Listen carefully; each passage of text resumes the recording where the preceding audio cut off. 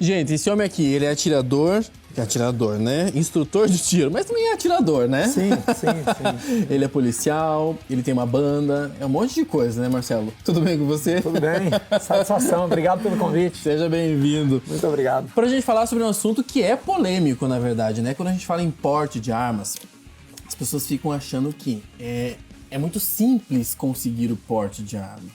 Mas é tão simples assim? Bem, primeiramente vamos falar da polêmica, né? Diga.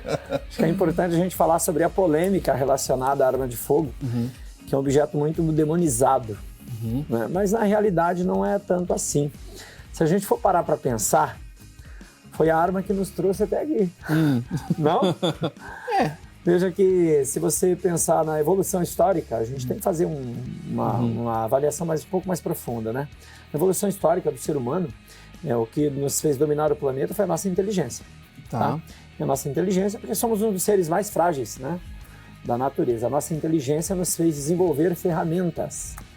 Dentre as ferramentas, a arma certamente foi a principal. Porque a arma, no início lá da humanidade, 10, 20, existe não se sabe exatamente quando começou, existe um certo... Um lapso do tempo, né, hein?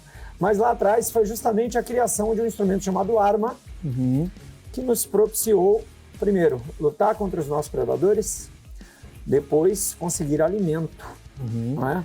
Estava lendo um livro interessante do neurocientista que diz o seguinte, que se nós não comêssemos proteína, carne animal, nós estaríamos ainda em cima das árvores.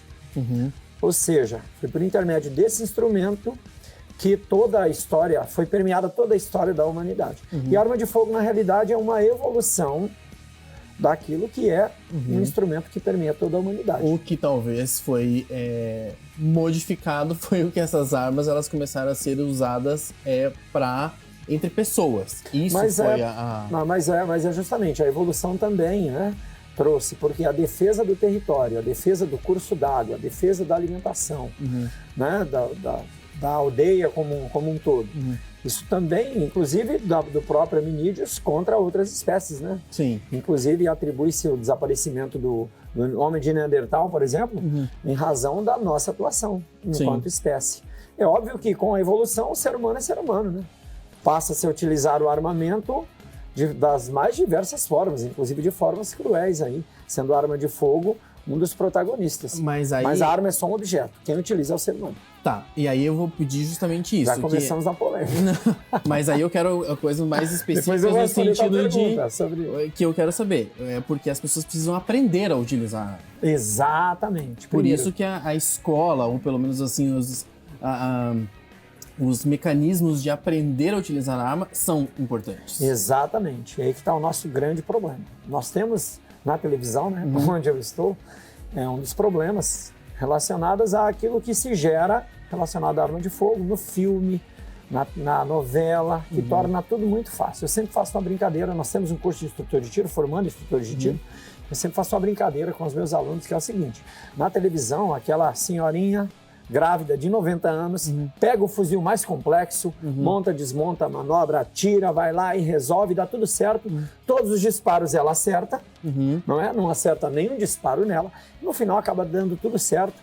E essa imagem é transferida para o imaginário das pessoas, dando a entender que é tudo muito fácil e tudo muito simples, quando na realidade não é. Daí a necessidade, então, de educação. Por isso a gente forma instrutores de tiro, para educar as pessoas com relação às armas de fogo, que são objetos que estão relacionados aí à nossa sociedade, no nosso dia a dia, e que precisa, na realidade, ensinar as pessoas sobre o que é arma de fogo, sobre os riscos, sobre as regras de segurança que são essenciais. Como utilizar tudo isso. E principalmente o manuseio correto da arma de fogo, de forma que traga segurança para quem quer manusear. Uma das coisas que a gente viu algumas imagens ali de você com várias armas e tudo mais. Para chegar nesse nível, existe muito estudo, existe muito tempo, não é simplesmente. Não é de uma hora para outra. Você utilizar um revólver é uma coisa, um fuzil é uma outra coisa, são coisas completamente diferentes. Existe muito tempo para que isso aconteça. Tudo tem que ter um começo, né? A pessoa que se interessa por arma de fogo tem que primeiramente buscar informação. Eu fui militar de carreira das Forças Armadas durante 13 anos, onde eu tive os meus primeiros contatos relacionados à arma de fogo. Eu também sou instrutor de tiro formado pela Academia Nacional de Polícia, que é a maior academia da América Latina, da Polícia Federal. Tá? Eu sou policial há bastante tempo e aí nós iniciamos. Comecei também, inclusive depois de policial, depois de tanto tempo, comecei aulas de tiro com um campeão brasileiro de tiro, que é meu parceiro aqui no curso, Maurício Fedato e Vitor Matos, falecido Vitor Matos. Então, tudo é necessário aprendizado e vale para tudo, para arma de fogo, para o carro, para qualquer coisa. E leva tempo, sim, tempo e dedicação. Porém, nada é impossível para quem efetivamente se interessa. Tá, então vamos lá para a minha pergunta inicial. Agora vamos para a Eu pergunta preciso inicial. dessa resposta. Vamos para a pergunta Como inicial. é que as pessoas fazem para ter o direito a portar uma arma? Então, a gente está justamente em discussão sobre isso agora. Porque eu tenho dois institutos distintos que as pessoas confundem. Uma coisa é a posse da arma, a outra coisa é o porte de arma.